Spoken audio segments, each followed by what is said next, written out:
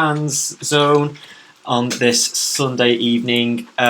We have in the studio tonight. We have Paul Rutter, Lee Lawler. We will soon get Kyle Thompson, and my name is Rob Spirrell. Friends with 25 letters of the alphabet. I don't know why.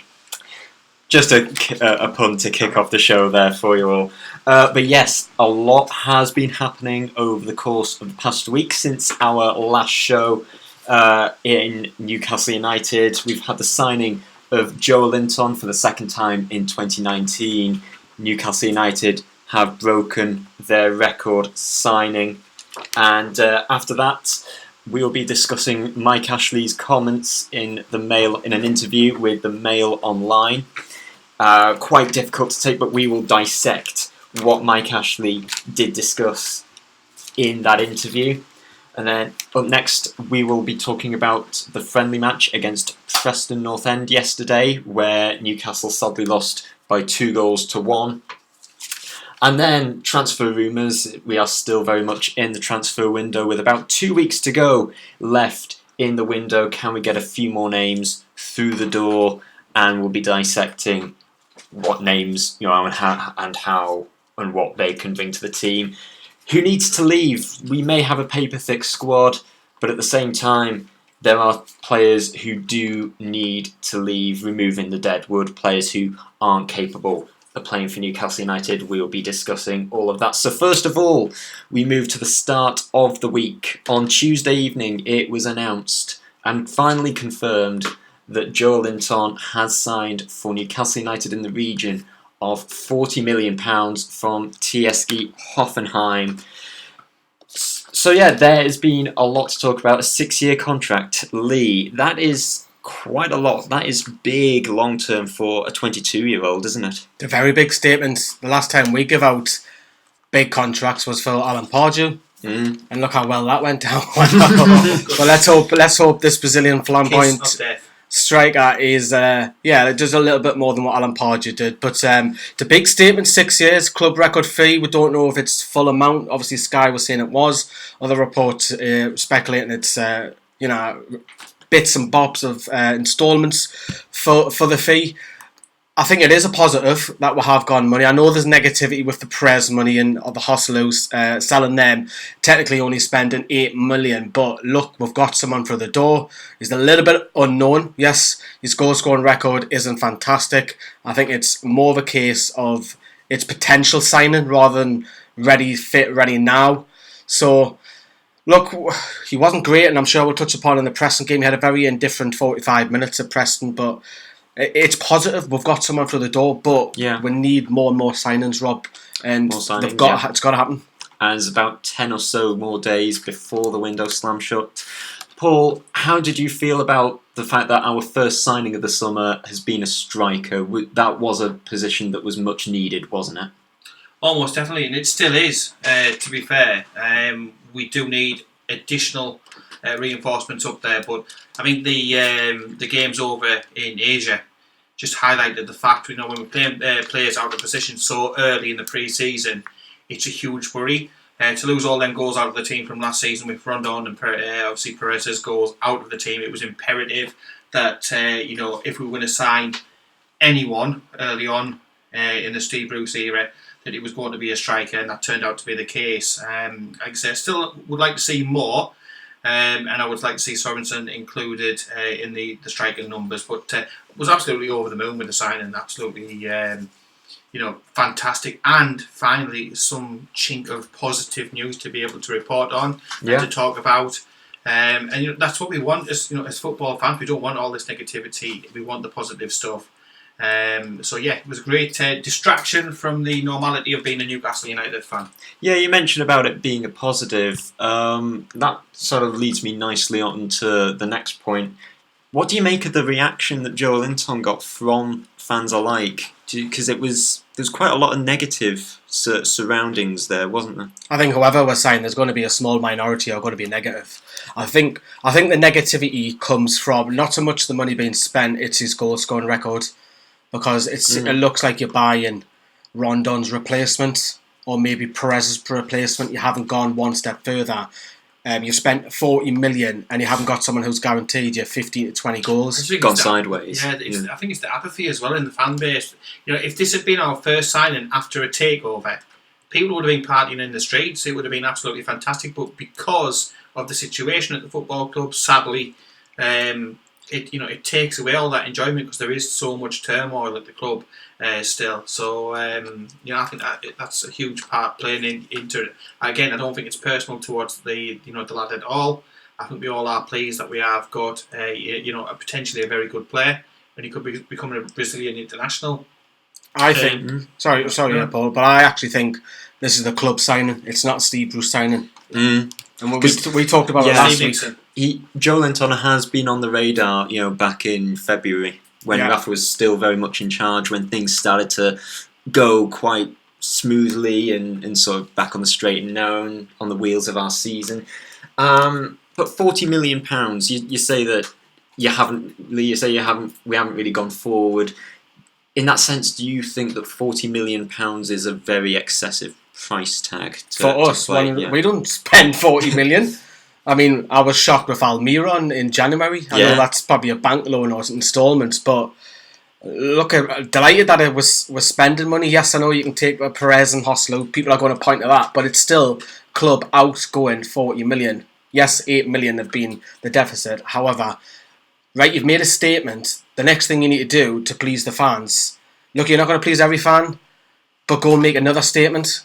Then go and make another one, and then another one. We've had a few signings, Lee. Come on, we had Game, haven't we? We had House of Fraser that we've signed. We've had a few signings like that. We've got an under 23 lad, Kyle Scott. I mean, I'm sure you'll talk about him, but no, I think you've got to, and it looks like, fingers crossed, Stanley Stocko is another one. You talk about St. Maximin as well. You need them coming through, and I think, look, it's not going to get people back to the stadium. Some people will stay away, but it is a positive, whatever you think.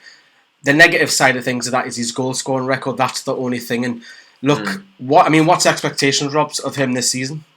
Just to get the goals. Can he do that? It's goals that keep you up. And I think the fact that he has, I would go as far to say that he has proven himself at the high level, because I was very impressed with him at Hoffenheim in last season's Bundesliga.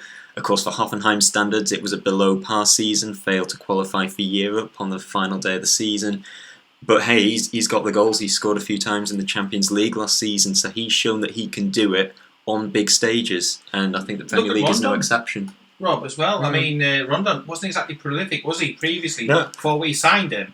And I'm not saying he was prolific. He's obviously he stayed at Newcastle, but he was a really good player. And I think it's the quality and the attributes that they look to fit into Newcastle's system. And obviously, it's Dave Nixon, isn't it, who was in charge of the football recruitment.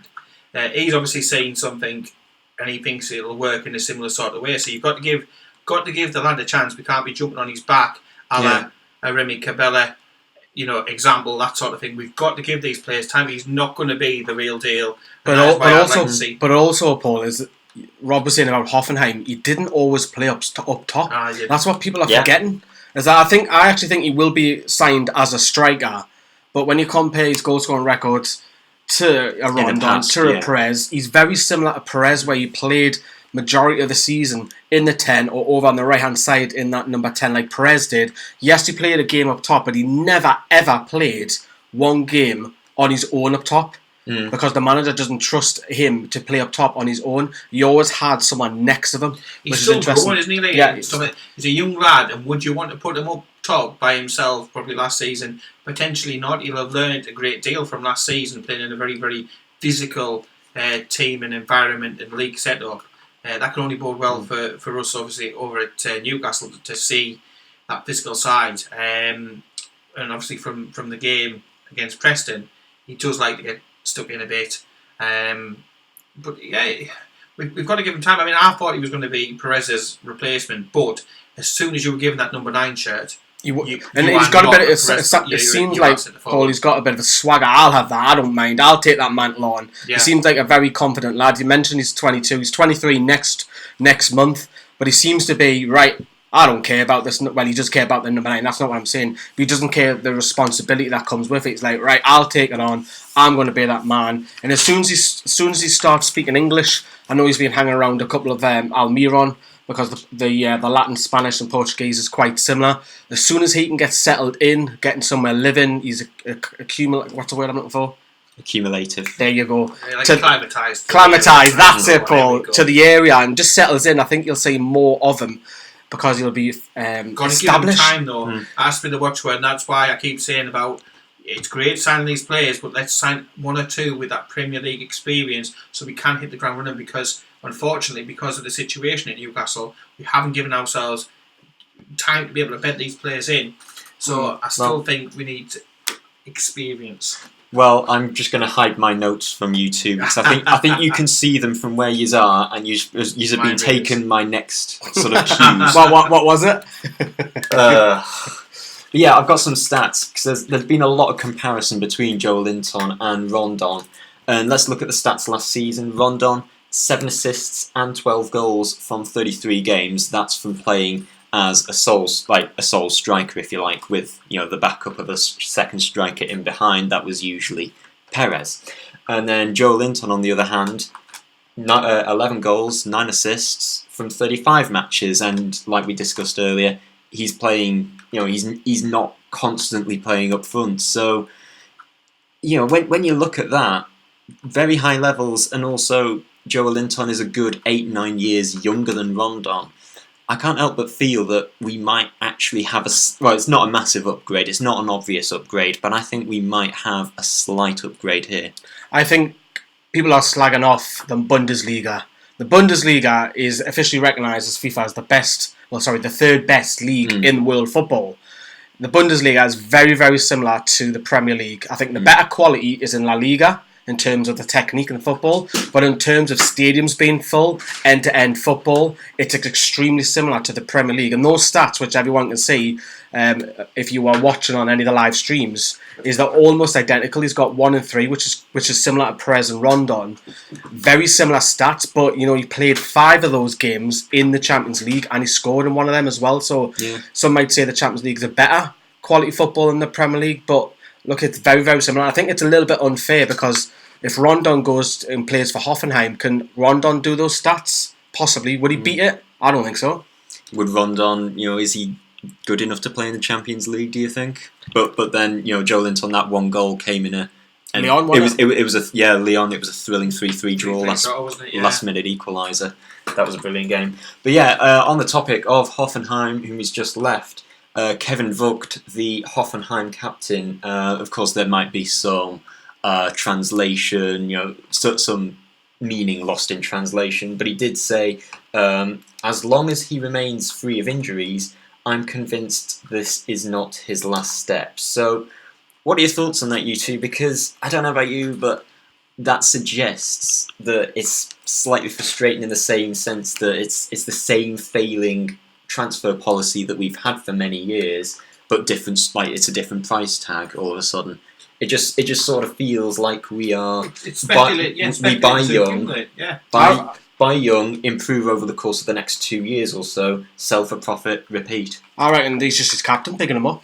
That's all I think it is. I think this lad's good enough to be better than Newcastle, and if your captain is saying that, he's backing you. Well, former captain now, but at the time he was his captain saying this lad could go and play for a top 6 or a Bayern Munich or a Barcelona in time. He's using Newcastle as a stepping stone, which in Charnley and Mike Ashley's eyes, they'll probably say, lovely jubilee, hello money. Yeah, exactly. Rubbing your hands together and already cashing in the check. Ping, there's 80 million in a few, Easily, but that's the thing in business.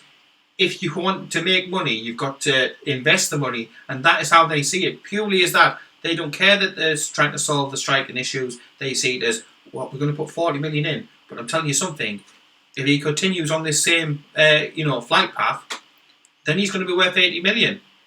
And it's I won't have to put money in out of my back pocket. Won't have to put money in off the club. There'll be money left over. And we all know how Ashley operates and anything, but you can guarantee, unfortunately, Newcastle is a stepping stone club. Rafa said last season that we weren't. And that is again probably one of the reasons he's not manager anymore. But unfortunately, that is just what we are. You think back, what Genie, Wijnaldum, and the likes of that. It's exactly the same thing. We bring them in. We might have them for a few seasons. We enjoy them. whilst we can. It's the Premier League, that's the pull, not Newcastle anymore, unfortunately. Sadly, and it's because of the ownership. Let's be 100% clear about it. It's down to one man and one man only. That is Mike Ashley, running the club as he does. But in theory, if it works out and you get £80 million in, you invest that again, you can see potentially how it would work. But I know somebody famously said you can't win stuff with a bunch of kids, but you do need a blend, and that is the bit that Mike Ashley just seemingly does not understand. Yeah, it's a difficult one, but hey, we've got a man through the door. That is a big positive. And now let's look at the front threes. Of course, the front three of Almiron, Rondon, and Perez brought us so much success in the second half of last season. And now, of course, Rondon's not coming back. Perez has left, so Almiron's the only one who has retained his place as a Newcastle player. So we've got a prospective front three of Almiron, Joelinton, and one player that we will be talking about later in the show is Alain Saint-Maximin from Nice. He is a player who's we have been heavily linked with, and it is looking like we might, and I do stress the word might in this case, that he might be coming to St James's Park before the window closes. So that prospective front three of Almiron, Saint-Maximin and Joelinton, that is reason to be excited. That is pace. Pace is something that we have somehow sort of lacked in a lot over the past few years. Mike Ashley likes them quick, doesn't he? It depends though, Rob. I mean, you will talk about Preston, but it depends what formation Bruce wants to play. Because it looks like there's 2 games running now he's played with a wing back. Yeah, but I just think, I know last season we used Rafa's system and it worked. I just don't want options. You want options, don't you? Want options, but I don't want people, the coaches and Bruce, just to sort of try and reinvent the wheel. Exactly what I was thinking. Trying to create a new system that trying to change it from a system that has already worked with these players, or most of these players rather. So yeah, Paul, you're about to say. Yeah. No, that's exactly right. I mean, if something's not broke, why bother, reinventing it? It worked well last season. With a better quality of player in, we could push further on. We could go further in the cups. We could do more. But yeah, it worked for us. We got the best out of the players that we had at the time. And I am hoping and praying that we still go with a similar formation. But I mean, back at Sheffield Wednesday and previously before, he's always generally played this formation. He seems to like it with the extra player in the middle of the park. But I hope he just sticks with the Rafa-esque formation because, again, if it goes wrong for him, straight away that people are going to throw that straight at him. Why are you doing that when it was working last season? So he's got to make common sense decisions to help himself. If he wants to be anything at Newcastle, you've got to just continue on a lot of the positives that Rafa started. So, that's my opinion on it. So yeah, that is what we think. What do you think? Is there any comments of note in the comment section, Lee? Andy Carroll's been mentioned. Training ground. Kyle's been mentioned for his lateness once more. Keep your comments in. We can see them on the screens. Bruce will want to make his own mark, but I'd rather keep the same formation like I do up top from Geordie as well. Paul, have you seen the recovery pools at the training centre? They are paddling pools. So there's a lot of comments about mixtures of different things, but keep them coming. We'll read some of them out in the next after the ad break. Yeah. So yeah, that is what we think. What do you think? Let us know. And so yeah, Joelinton is a new Newcastle player. He is the new number 9. And so after the break, we'll be talking about Mike Ashley and his interview with the Mail Online Sport on Friday. Lots to get through on that one. Join us after the break.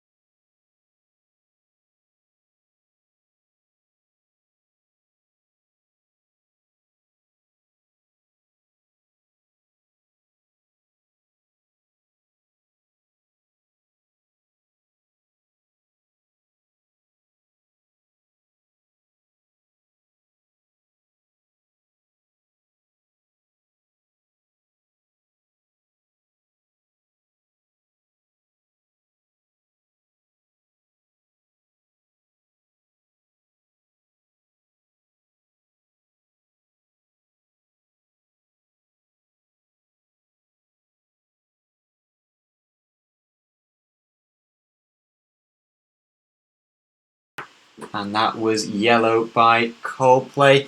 So yes, welcome back to the Football Fan Zone, joined by Paul Rutter, Lee Lawler, Rob Spill. Oh, hello Kyle. Hello Kyle, What's son. happening? I'm a little late as per usual, as the comments have reminded us, but if anyone's from up here, this part of the world, you'll know the metros are absolute useless and are constantly... Metro apologises. Yeah, Metro apologise for any inconvenience caused, the inconvenience today being I'm late for a radio show, so I'm late, mate, Ashley. thanks Metro for the inconvenience caused, but I'm here now, so hello everyone.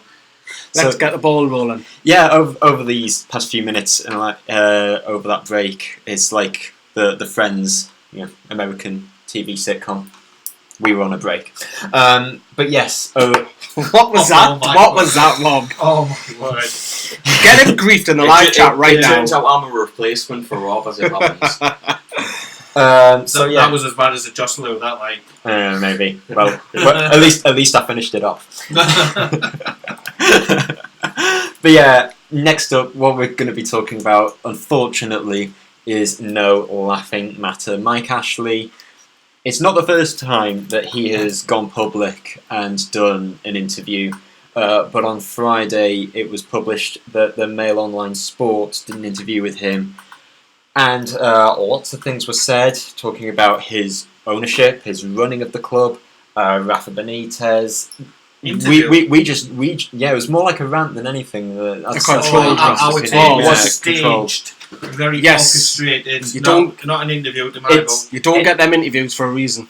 It's happened before where things are not going well off the pitch, and then he turns to It's public. always gone bad on He says something public, and it just it's very difficult where to begin on this, but it's the way it began, it always seemed to be like he was sympathy seeking and trying to paint himself as like a good guy, as Billie Eilish would say. I'm the bad guy.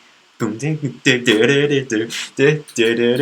not a pun, come on. Come on, this is the guy who thinks he's a pantomime villain or portrayed as one, but it's far, far, far worse. And I'm having to bite my tongue till it bleeds at the moment. Yeah, like we have in our comments on YouTube, especially before the show started, people were looking forward to your rant, Paul. So it's coming. Yeah, later on tonight. Stay tuned tomorrow.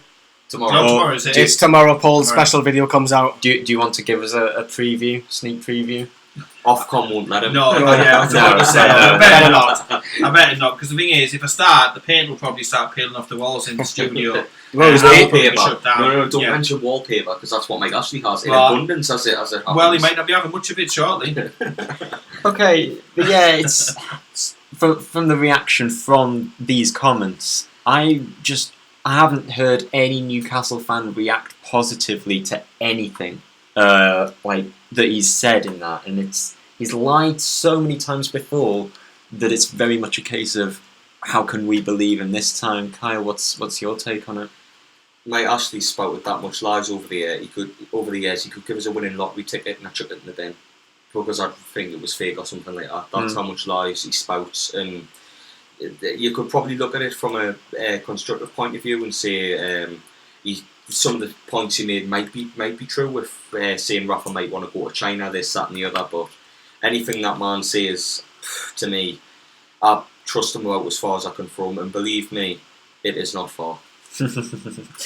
And Lee, for me personally, it was very much a head in hands moment, because we had just had a big storm with Steve Bruce replacing Rafa Benitez. That in itself is a big step down. About the storm from yesterday. But Preston, it's more almost like just as there was calm, people had calmed down after the Steve Bruce storm, and then the next one was so soon around the corner. It always feels like the writers of EastEnders, if you're stuck for ideas, just take us for inspiration, because we've got a continuous soap opera storyline. Like Phil Mitchell, do good Mike Ashley. I'm just saying. He started off obviously peering at the training ground, because he doesn't do that very often.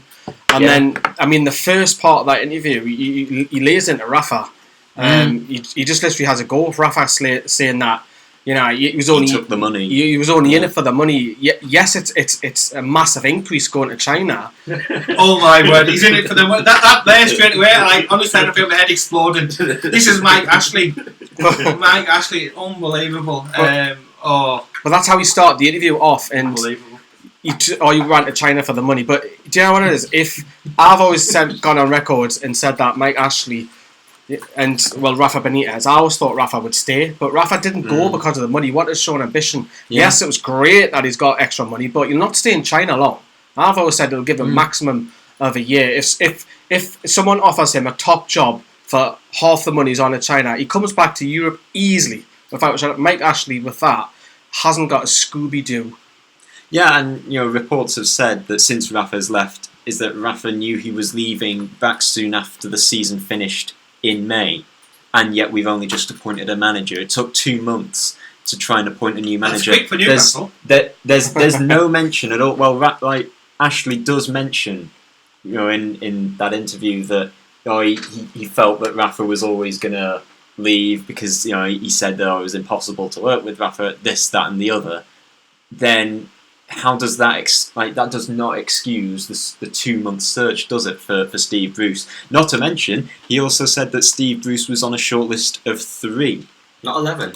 3. Not 11. It's like Sesame Street. What number are we looking at today? I really don't. And he's the big bird in the group. Yeah.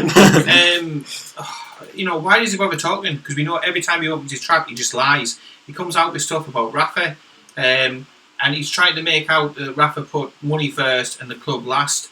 At the end of the day, I know one man who does all the work for charity, Hillsborough, who united the entire city of Newcastle, did loads, and then we know another man who was proven in court as an absolute liar. It's just an absolute oxygen thief. He's a waste. As I say, I don't even want to share the same oxygen as him. He is that bad, and it's just a shame there's no vaccine against stupidity. Well, to make matters worse, as if it couldn't get any worse, this situation, there's no mention of the so-called takeover, the alleged takeover that has been. No, I won't. Well, I won't say is. much of it. Well, he does says define. He does use the words define an offer. Define an owner. Yeah. Oh, define an offer. Yeah, I would love to be given the chance. I would have given anything. I would have donated money to charity to have the opportunity to sit in the same room and ask him a few questions, because it was just absolute. Are you sure it's questions, Paul? Well, you'd have to make sure it was probably a padded room, a soft room. But just to be able to actually question and probe, it's so frustrating seeing the article and then actually not seeing proper answers. Where's the journalism? Where's the actual probing on it? It was absolutely awful. Well, so there was in relation to defining an offer. He certainly feels that. Well, he feels that I could run this football club forever.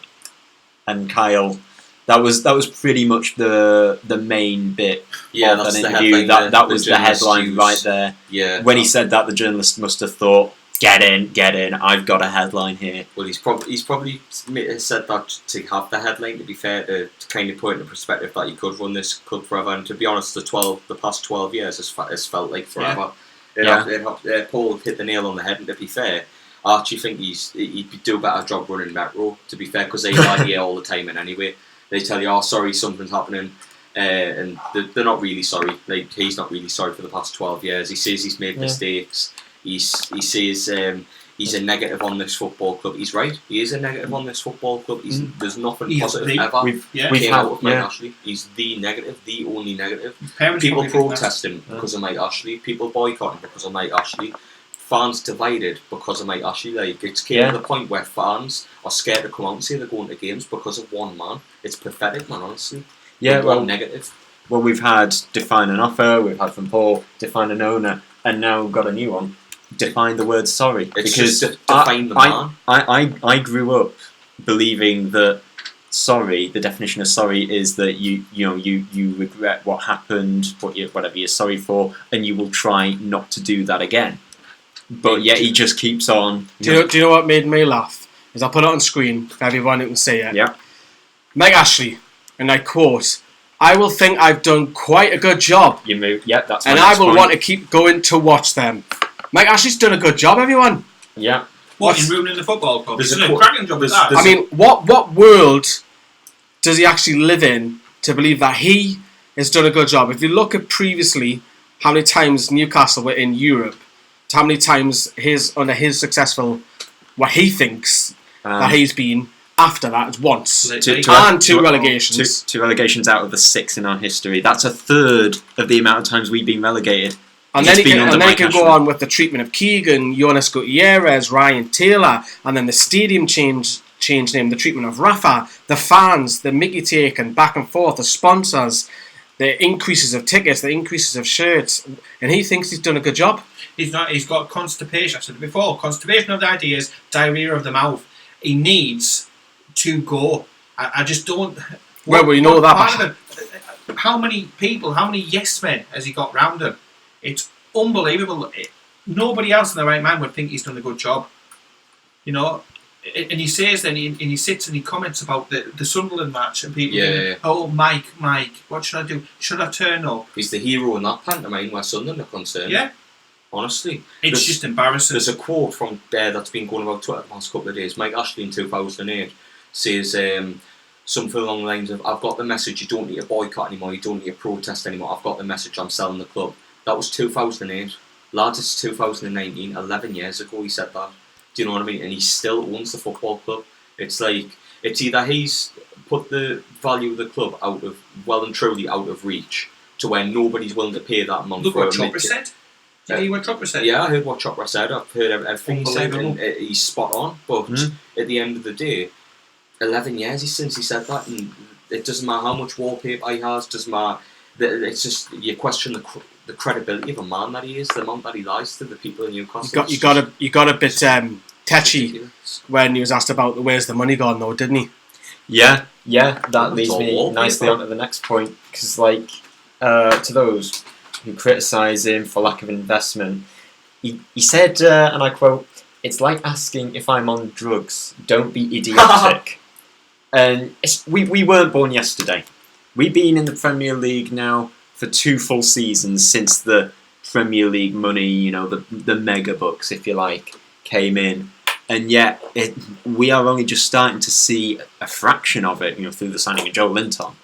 And there's no mention of that. You say, oh, how do I fiddle with this? I bet, you know, you turned around and said, oh, you can bring an accountant in to have a look at it. Yeah. Fan as well. I'd love to take him up with that option.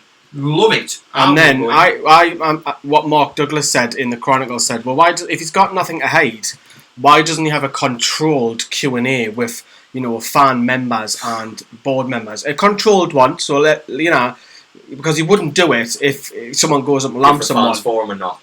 Hello, no, are you still there? No, let's not talk about the fans forum because that happens. A couple of months since we last spoke, but if you're willing months, to come in, months. You mean a year? We'll have a controlled Q&A. You mean a year, Kyle? We'll release the crap of the. Forget about the fans. The fans forum is a farce. It is a farce. That's what we call it, fast forum. It's once a year, and that is meant to be there every 3 months. And I know Chi and Oraz has now got somewhere because we've seen the letter the other day. She's got a response and said that, you know, the club should be more engaged with the fans, in particular members and stuff. But where's the money gone? Well, we all know where it's gone. He's got 11, 12 companies inside St James's Park. But it goes against what he said before. When he was sat in the House of Commons, he said about accountants, they can make money appear and disappear and move money on. That is what accountants do. And so then he comes out and says, oh, we're whiter than white. And again, you've opened your mouth, Mike. Actually, I don't believe a thing that you say. You open your mouth and it is constantly and utterly everything you say is a lie. Yeah, and he's trying to show that he's invested in trying to make Newcastle a success. Yeah, we've not gone beyond the 4th round in the FA Cup since he came to the club. That is a very long time. Oh, but we want to win a cup, apparently. To be honest, he speaks that much lies. He could try and tell us it's Sunday today, not go and check my calendar. It's that bad. Well, I think the Jeremy Kyle lie detector's sort of not being used right now. I mean, he's not on it. No, I think, you know, most of that is, we all know that's a load of rubbish. Some aspects of the Rafa stuff might be true, that he did want more money, wanted an increase. He was a pain in the backside to deal with, but you're dealing yes, he might be a diva at times, but you're dealing with world class talent. Yeah, and They have the right. So pay the rates. So they have the right. If Rafa rates. is a diva and walks in that room and that commands X, Y, and Z, it's not as if he can't. Not a afford it as diva. well. You know what I mean, man. Yeah. But if he walks in that room, he commands, right, this is my CV, you know I will do this, pay me extra. That's fine. I've got no problems with that. The thing is, he slags off his competitors and saying, "Yo, you're undervaluing this, you're not doing that." And then he goes and offers, again, Rafa well under. If you want quality, you pay for quality. If you don't want quality, you pay Steve Bruce £1 million a year or whatever. Yeah, that's what you do. And he's going for the cheap option. The only other thing that I think may have come out of that is what he said about Sean Longstaff. Because I know you want to touch upon later, Rob, that he's in the promos, but he's turned around and said that the message is that he's not for sale. Look, we know any player is not for sale because if a daft fee comes in, I do believe him on that. That's the one thing I do believe in that article, that Sean Longstaff. I believe in anything he says. Yep. No, I think he will be a Newcastle player. He might be. This season. I don't believe. Next season he might not be. I'll be very surprised if he's a Newcastle player by the end of January. So he'll still be a Newcastle player this year, though. Yeah, but only because Man U are willing to pay the 50 million. When their season goes to dust and the sack Solskjaer by December time, by the time they've done that, they'll be panicking to sign players and they'll pay the 50 for Longstaff. But that's the only thing I believe out of that. That's if he has a decent season. If he has a decent season, he'll be gone by February, unfortunately. As much as I'd love Longstaff, any 29 represent to stay, there's no way Ashley will turn down 50 million. No way.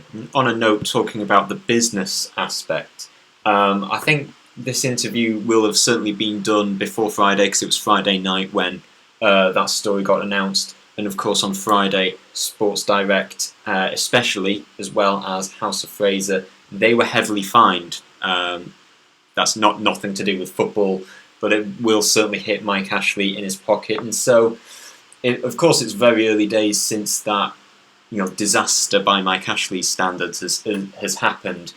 Of course, the best case scenario for Newcastle fans would be that he might be encouraged to sell. What do you make of it? Do you think Sports Direct, Kyle, is more important to him than NUFC in terms of a money-making factor? Of course it is. Sports Direct's his baby, isn't it? So Sports Direct will come first over everything else. And I've seen him sell certain companies in the past to accommodate for Sports Direct. Do you know what I mean? So Sports Direct will come first because it is. Yeah. So yes, any comments of note, Lee, in the comment section? I think it's just the usual. When you talk about Mike Ashley, is there anyone standing up for Mike Ashley by any chance that we could discuss? No. I mean, I called Rafa. He has the right to be called a diva walking in there. That's not what I meant. What I meant is that he's got a CV that's got world class on. He walks into there and can ask for more money because he deserves it.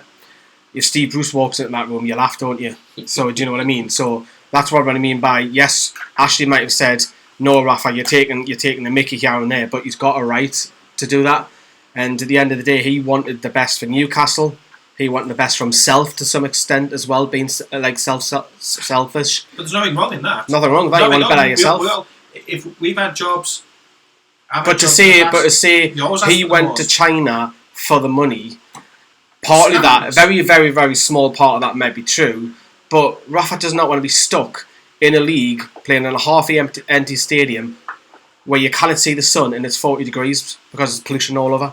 He'll be back in Europe within a year. He's already said there's an article that's just been released tonight, that 15 minutes before the show started, I think it was in the Mail, where he's talking about the fact he would have stayed. But he'll be back in Europe. We'll be good. We'll be absolutely good when we're saying back in Europe in the Premier League. It'll hurt, because what happens when one of the top jobs comes up, like Carl was saying, Manchester United, I'm just using them as an example, I know the history between Liverpool and stuff, but a top club like that, or Chelsea, or somebody like that, you're looking for a good world-class manager who's going to come in, steady the ship, and push them on. Rafa Benitez is just sitting there. We absolutely are the biggest mugs in the world for letting him go. No other way to say it. It is criminal that we've just let that man walk away. So I think the general summary here is that it feels like he's lied and he's caused so much hatred. He's right. He is a negative, on the football club. He So loves it. coming up after the break, we'll be talking about Newcastle's pre-season defeat at Preston from yesterday. But this song coming up over the break is dedicated to Mike Ashley.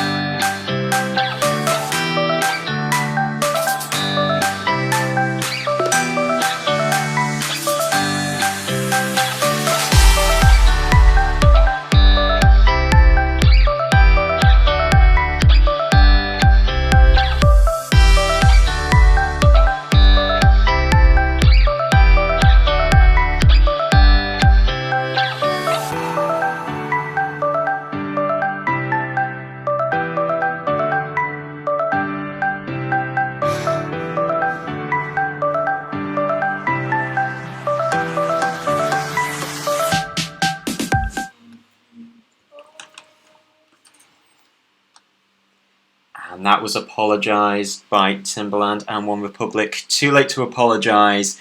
Somehow it feels like that is very appropriate considering what we were talking about earlier.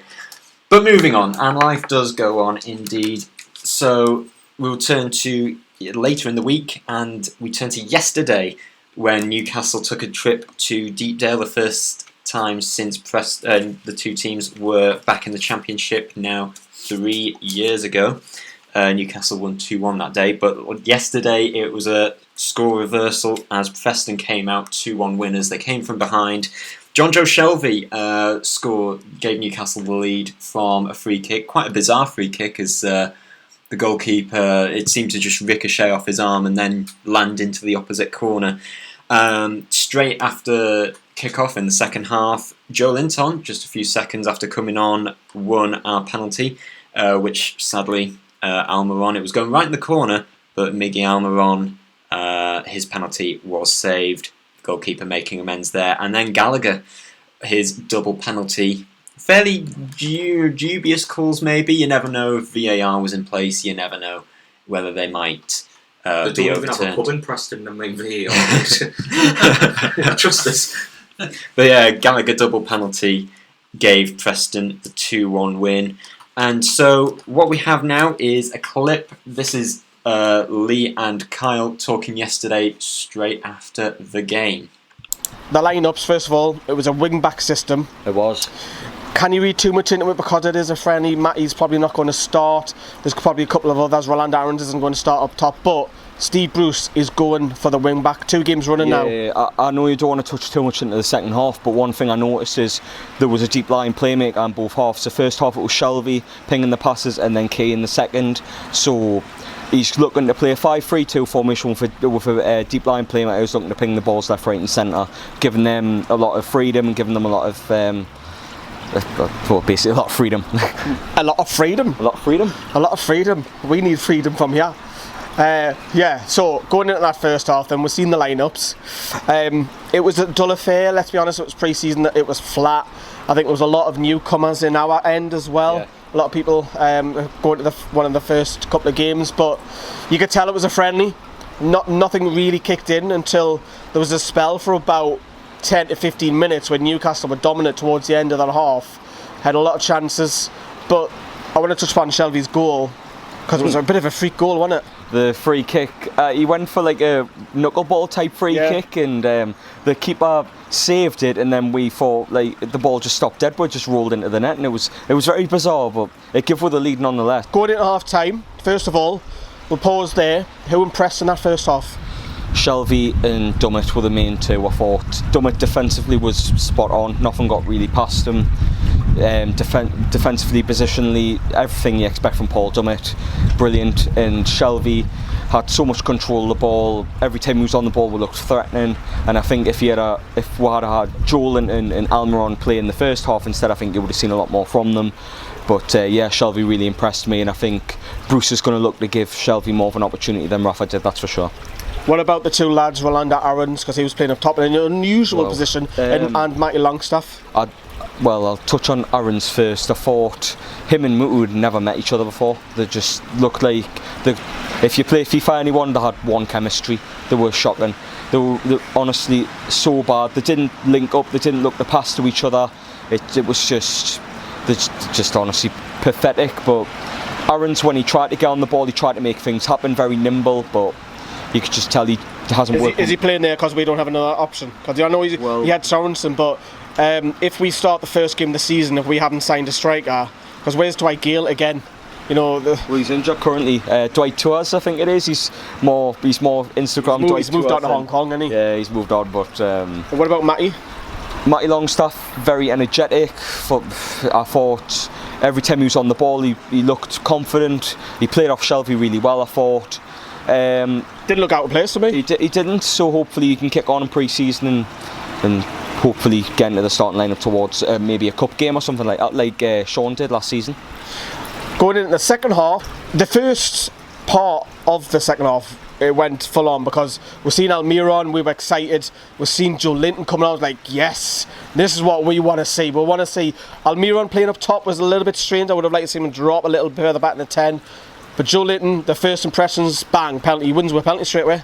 And then Almiron steps up, misses. The partnership that we're all expecting to blow Preston away, they start really well. I mean, Almiron gets on the ball, plays a 1-2 with Longstaff, then plays through to Joelinton, and Joelinton wins the penalty, and it's like, oh, Joelinton's going to score straight away, and then Almiron takes the ball, and Miggy, I love you, son, but that penalty was below par, like I must admit. But when it comes to the season, you're on firing on all cylinders. And then Newcastle barely attacked. Almiron had his penalty save. The keeper made amends, of course, but we lost the game because of 2 Paul Gallagher penalties.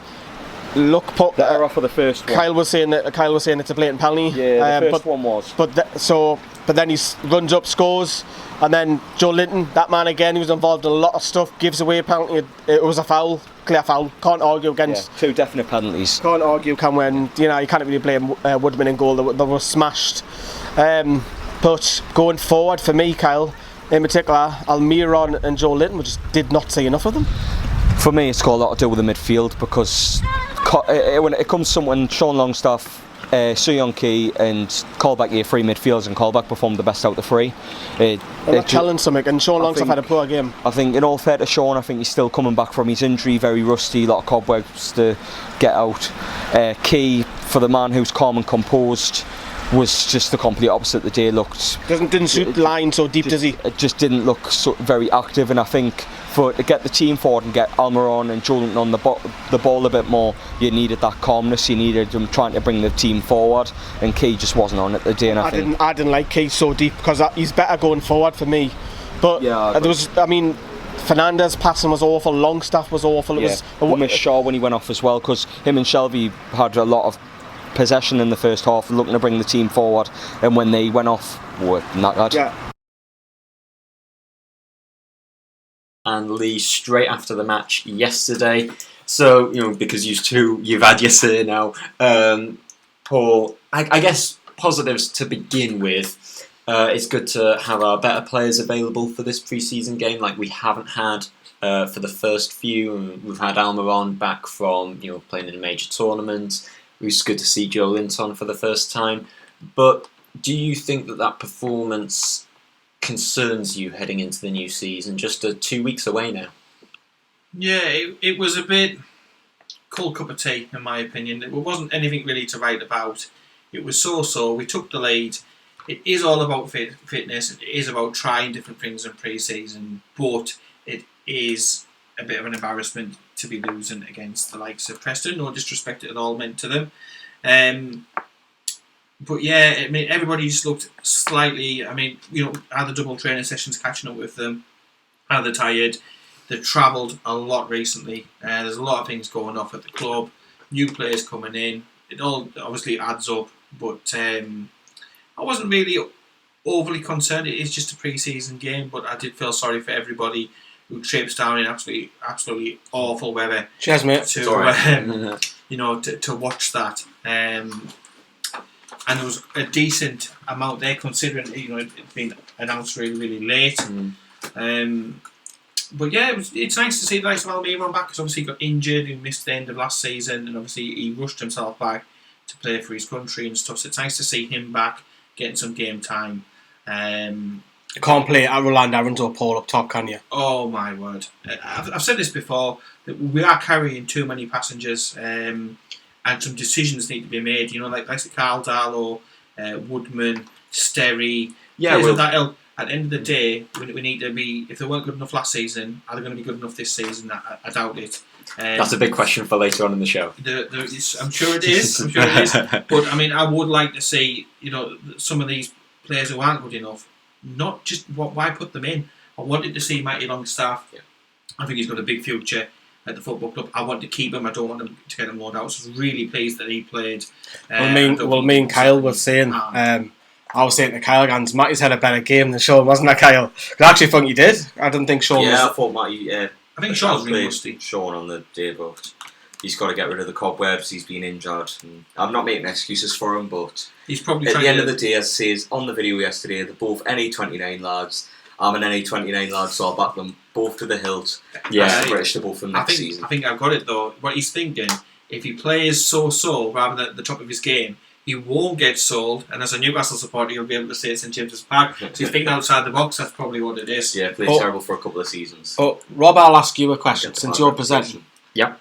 What do you make of the wing-back system? Because now we're going 5, and me and Kel were talked about this, so we will not have ours here.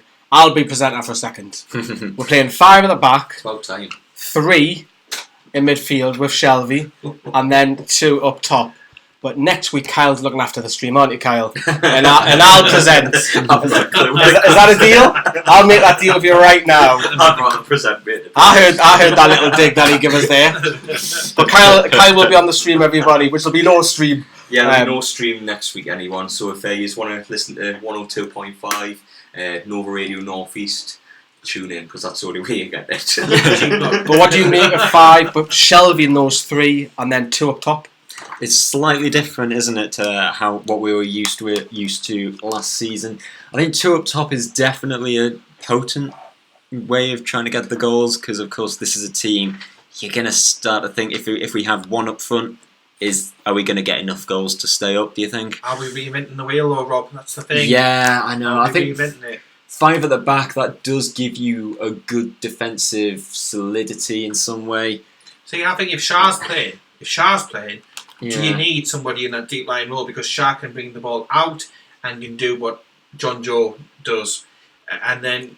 But I like that back three of Lascelles, Lejeune, and Shah. They were brilliant together last season. I want to keep them. I'll tell you what me and Kyle picked on as well is obviously with the three in midfield, Shelby playing the deepest, but in the second half, Key's not the answer for me. Key had an awful second half. Yeah, it's a very bad game from Key, though, to be fair. I know, but you don't want Key being the deepest line. He needs to be further up for me. He needs, to sort of unlock the way to get to that attack. Yeah, come the puns. He's no. Oh my! I'm about to say this. He's no more Diame, is he? Defensively, that's not his strength of his game. To get the best out of Key, we do need him further up the pitch. Wasn't a performance to sing about, was it? But he's not really a young guy anymore, is he? He's not approaching so 30. Not so young. Yeah. But it was interesting that he was playing two up top again. But I was saying again with Kyle. Is Paul that Almiron's not a striker. He needs to be playing for me. He either needs to go on that left or playing the 10. Yeah, for me, definitely. I would again. The Rafa formation seemed to suit him, and last season as well. Although obviously he didn't score or anything, but he was bringing out maybe two players out of their defence to come to close them down, which was creating space. For Perez and for Rondon. So I would personally again go for the exact same formation. As he did. We need to sign a striker, Charlie Austin or somebody of that ilk, and I would have him up top, and I'd have Joelinton and Almiron in similar positions to what Perez and Almiron did last season, and I think that would work. And you've got Shah in defence playing those Hollywood balls. I'd want someone a bit better than Charlie Austin, mind. I know, but one goal last season. Who's going to come in? Who's got Premier League experience on an Ashley budget? Because we'd love somebody, I don't know, like a Wilson or somebody like that. They're not going to come. No. We got Dwight Gale, who's Mr. Sicknord. He's around there somewhere. He's not the answer. He's not the answer for me. The game. Patience with him. Preston, no disrespect. Yes, they won the game, but they were worse than us. I would say that they only had the two penalties. They only had the two penalties, Kyle. That's all they had. Yeah, true. And then the pitch was awful though. By the looks of it, it was just a friendly. It was just basically a pre-season friendly. Friendly on a lake. But I don't mind losing, but obviously you want to say the effort, the performance, barring the end of that first half, was very, very. What's the word I'm going to use? Clean, drab, worrying. This formation, if he goes with 5-3-2, will it change if we have a couple of new bodies in, a couple of extra wingers maybe? Who knows, possibly. The right wing back for me is still a problem because Manquillo could not get up that final third. That's a problem. It looked like when Shelby and Matty Longstaff were picking up the ball, they were trying to avoid going out to the right, which is a problem for me. Manquillo is a problem. Again, even Yedlin. It goes back to what you said though. We're carrying too much deadwood. But if we just started this recruitment drive at the beginning of the transfer window, rather than trying to do everything in the last fortnight, then we would have been able to sort this. But we're going to go into the season ill-prepared. We're not going to be hitting the ground running. That's a word to describe Newcastle under Mike Ashley. Uncertainty, I'm afraid. I guess you mentioned the full-backs, Manquillo, Yedlin. Are they good wing backs? They're more accustomed. I'd rather have Yedlin than Manquillo going forward. They're more accustomed to full-back for sure. I've noticed we've had a couple of comments already saying that they don't want Richie to be a left wing back for next season. Why not? He was mint, absolutely mint. He was brilliant last season. He's really good, but for a great servant like Richie, I can understand the calls for that. For a great servant like Richie, I think you got to play him where he wants. I think he has that license to. But he's like a right midfielder, and that's in right mid. Good wing back.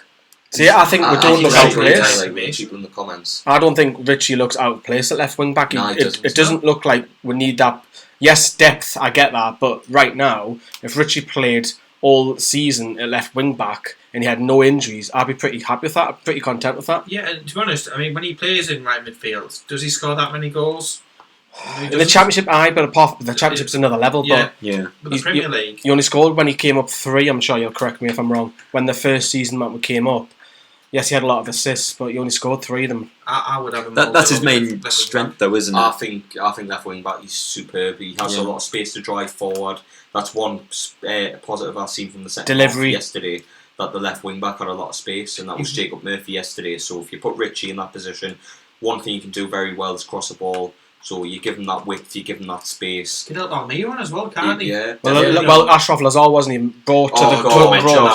no. I know, but it's interesting if he's playing Jacob Murphy at left wing back rather than Ashraf Lazar. Yeah, so maybe the Murphy's penny has better. dropped with Steve Bruce and think this lad, even though I had him on loan, isn't quite good. It'd be interesting if Lazar plays on Tuesday night as well as Martin Dubravka with the fake Are you news trying to going put us around. off going to Hibs? With the news going around, so If it'd be Sheffield Wednesday interesting. want him, just send him.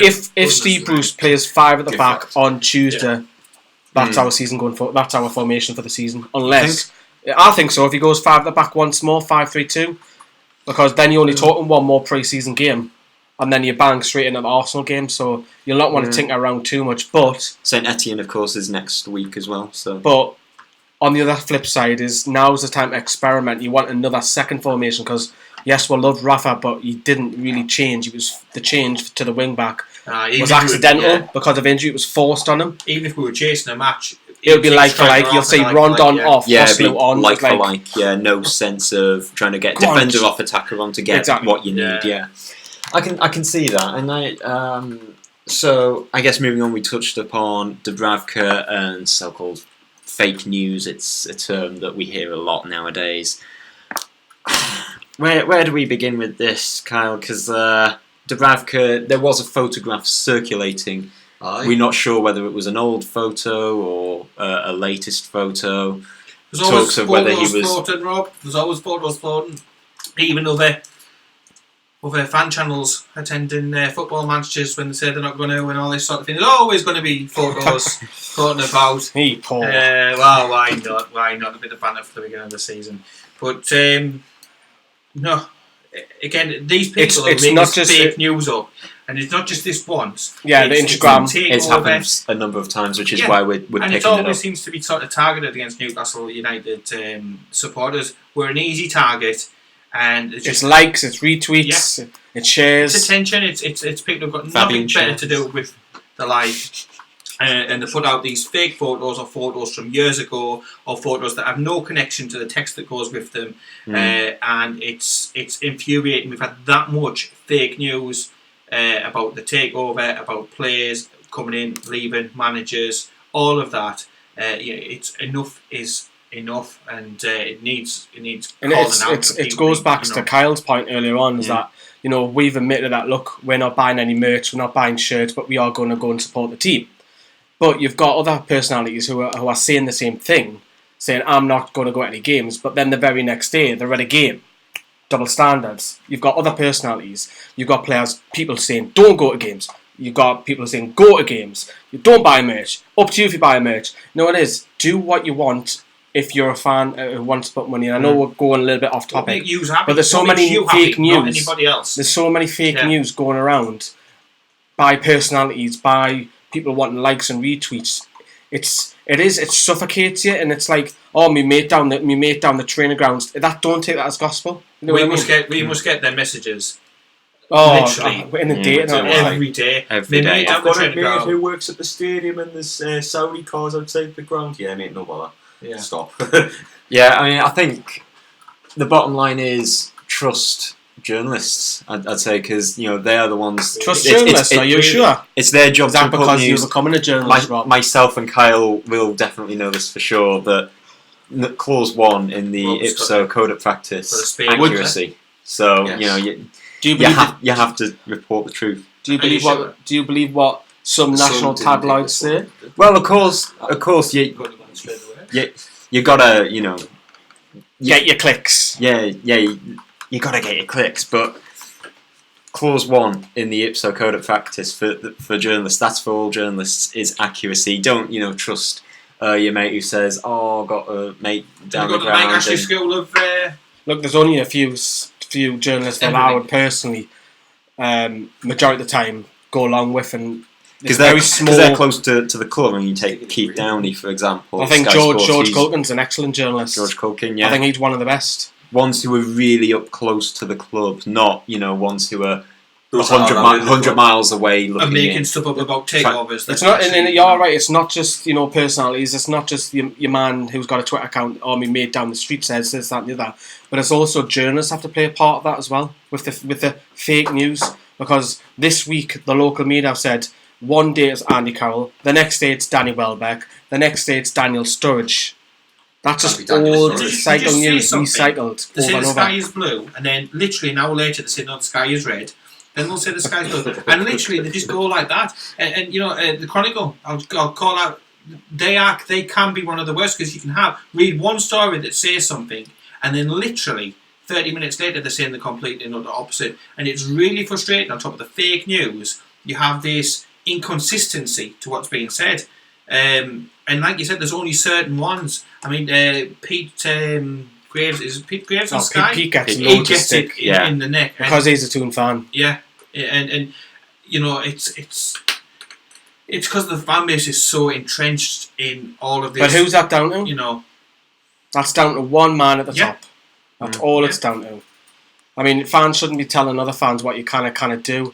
People with fake news and all that. If we had clear, I mean, I'll take example. I'm going to give no comment on this. Leicester City owners, and I know the bad news, well, obviously with his death with the helicopter, even the tradition is still being running on. The fans know what's happening. They know it's good community.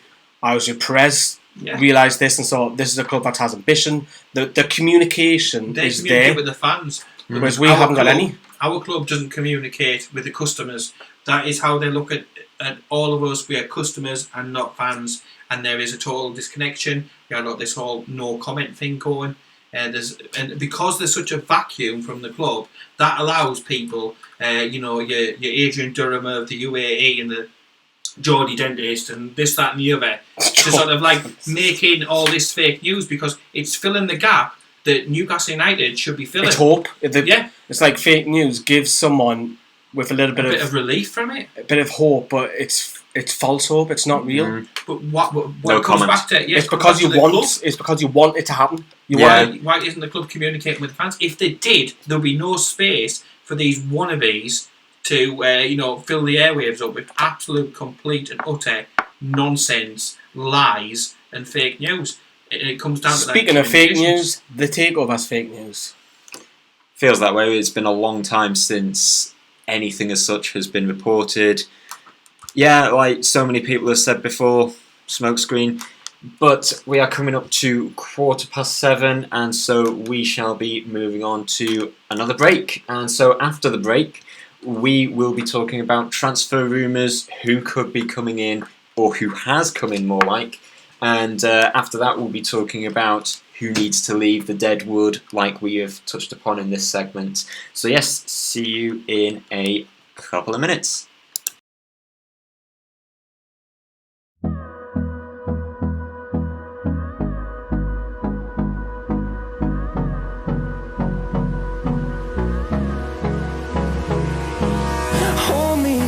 Till I get up, time is barely on our side. I don't wanna waste what's left. The storms we chase are leading us, and love is all we'll ever trust. Yeah, no, I don't wanna waste what's left. And on we'll go, through the wastelands, through the highways, till my shadow turns to sun rays. And on we'll go, through the wastelands, through the highways. And on we'll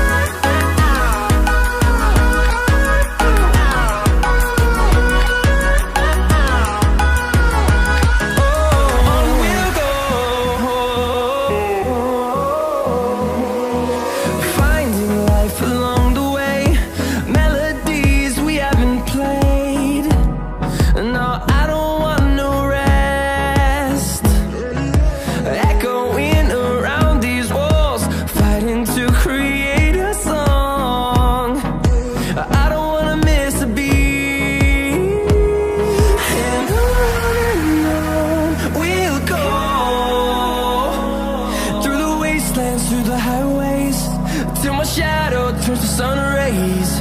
And on we'll go.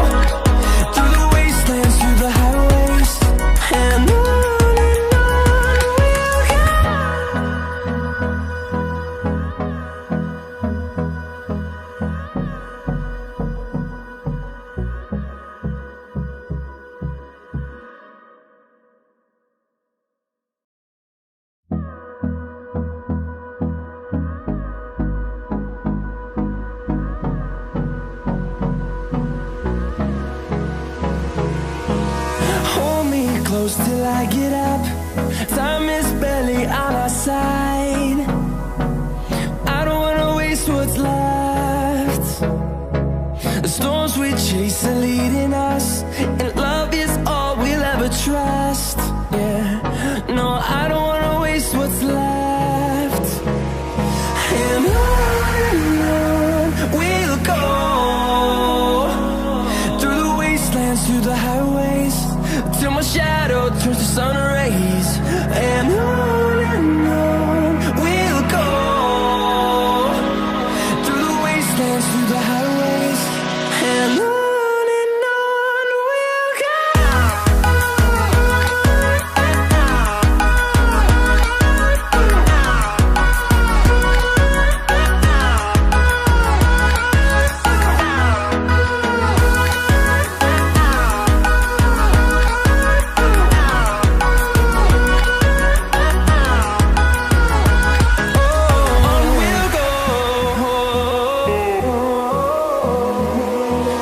Finding life along the way, melodies we haven't played.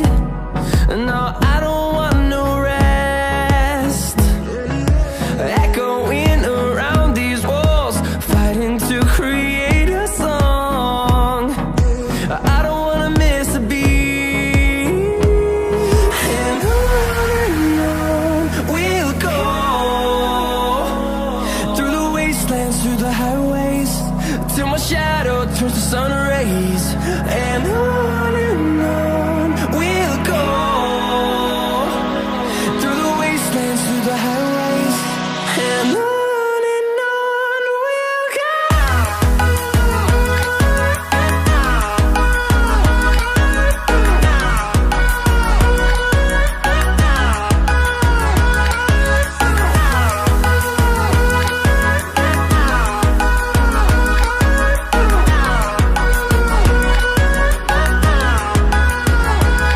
And we'll grow in number, fueled by them to see the horizon, turn us to thousands. And we'll grow in number, fueled by them to see the horizon, turn us to thousands. And on we'll go, through the wastelands, through the highways, till my shadow turns to sun rays. And on we'll go, through the wastelands, through the highways, and on we'll go.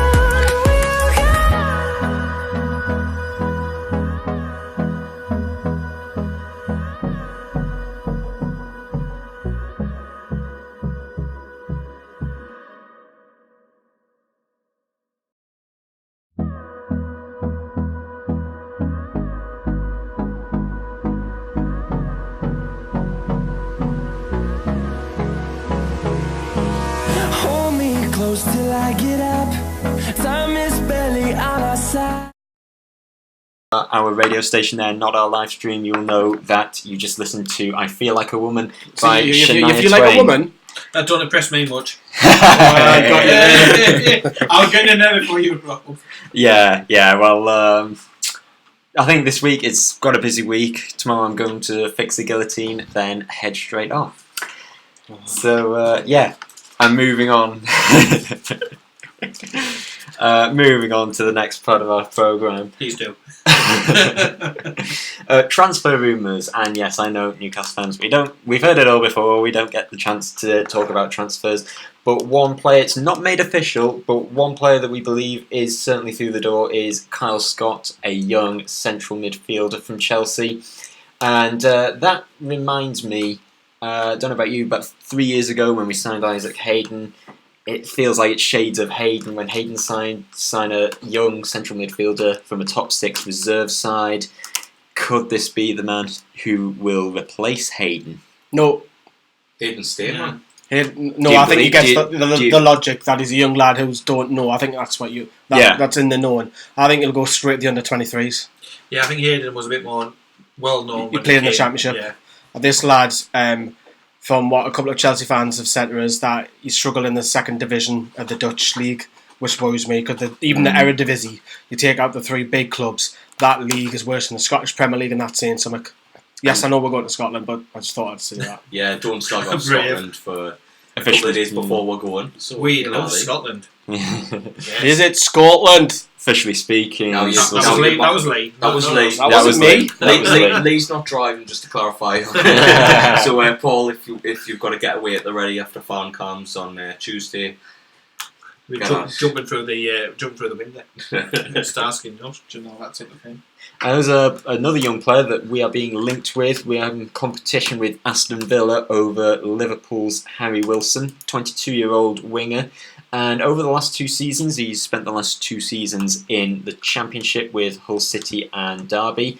Pretty good reading, I think the stats say, is 60 appearances, 24 goals in all competitions. That to me suggests that perhaps he is ready to make that step up, don't you think?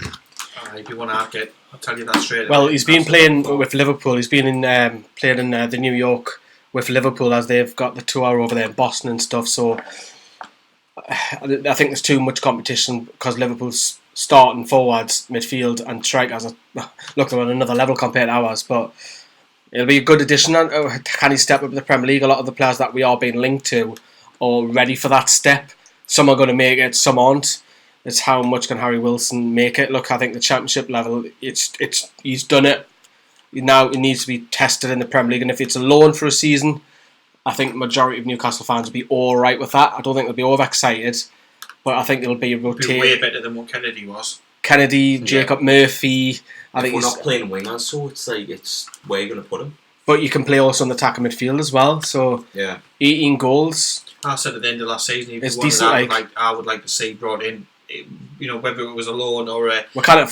permanent deal. I mean, I wouldn't. No, I'd rephrase that. I wouldn't pay the rumoured 24 million, whatever it is, for a lad who hasn't cut it in the Premier League. I know You're he might. looking at the likes of with the Madison Greens. and that though, Lee, and how well he's done the Yeah. Premier League from. But how many though? How many from the Championship go? You're probably talking 1 in 10.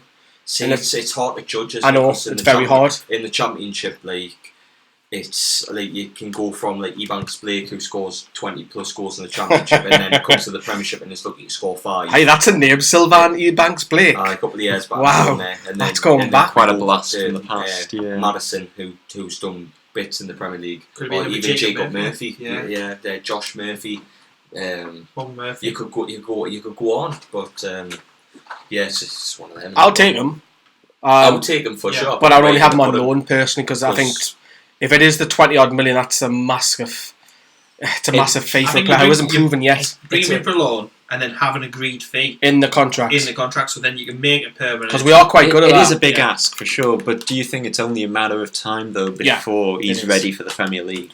It is it's either this season or the next season. Therefore, is £20 million a good, well, not a great, but a good price tag to pay when right you've now? seen him play, he's well above that standard. He just stuck out like a sore pub. It's the same I as think it's great. the same as Mount who's at Chelsea. He's now at that point. They're very similar where they've got Lampard will play him next season. Yeah, I think Lampard will Yeah. probably play him, but I don't think he'll be starting every game. But Wilson, I don't think he'll feature much for Liverpool, so I think he will leave that club. Depends who gets him. Yeah, of course, with Chelsea's transfer ban in place, they will probably be relying a lot more on their reserve team, or the reserve players. Tammy rather. Abraham. Yeah, Tammy Abraham, I think, will be given a fair shout at Kennedy's Stamford had Bridge a next bit season. of a chance, hasn't he, as well? It would annoy me if he does well next season in a Chelsea shirt, given how dire he was last season. Yeah, it was just a season that everything that he tried, it just never worked out well. Or one cross. No, there was another player who we've been heavily linked to. We mentioned him earlier in the show, the Nice winger Alain Saint-Maximin. And reports have suggested that he has told his teammates that he wants to leave to go to Newcastle. Of course, we've had nothing official. We are expecting some sort of announcement over the coming days on this one. Last 2 seasons, he has had 67 appearances, 11 goals. And quite interestingly, over the course of his career, he's only ever played in the top flight. Well, Ligue 1 plus a loan spell at Hanover in the Bundesliga. What do you make of that? He's really pacey. Do you think that he will be a good fit for the side, Kyle? Yeah, I do actually. I've watched bits and parcels of him. He's really exciting, very direct, looks to excite. He's got a lot of tricks in him. Replacement for Perez, maybe. I'd probably say so. I mean, we sat at this table last week and says Joelinton's probably a replacement for Perez, but I think we've been a bit wrong on that one. Yeah, as soon as you have that 9 shirt. Yeah, I think St. Maximin will be a really good signing. There's been talk. I mean, I think Rob's a bit wrong on nothing official. Bruce says there's interest in him a couple of days ago, but the interest is there for sure. Yeah, the interest is. Where do you play him though? Where do you play him? Because you can't play him wing back. It's difficult because with the current formations that he's played, it would with who we're linked with, it would point towards he's playing a 4-2-3-1. Like if he's bringing in Maximin, we're linked with Charlie Austin. We're linked with Harry Wilson. It fits much better. It fits much more. Yeah. And I think also if we do get him, we've said this already, is that Steve Bruce does need options, because our bench last season, how Rafa got with to like mid-table and 2 seasons running. You look at that bench. You've got Hoslu sitting there. You've got Mutu sitting in there. We were in relegation battles. Chris Natsu, you had to rely on. It's like how. I know we finished mid-table, but let's not beat around the bush. We were in relegation battles for both the past 2 seasons. That's why we've got to get it right. This new lad potentially coming in, I will say, from some of the stuff I have seen, he doesn't need to learn to cross a bit better. I think, again, it goes down to that excitement, that potential, the dribbling, that side of it is really, really good. Would be deadly, would be really, really good. But I've seen some of his crossing, and some of his crossing leaves a lot to be desired. So that needs work on. So I don't think necessarily that he's ready to hit the ground running against Arsenal.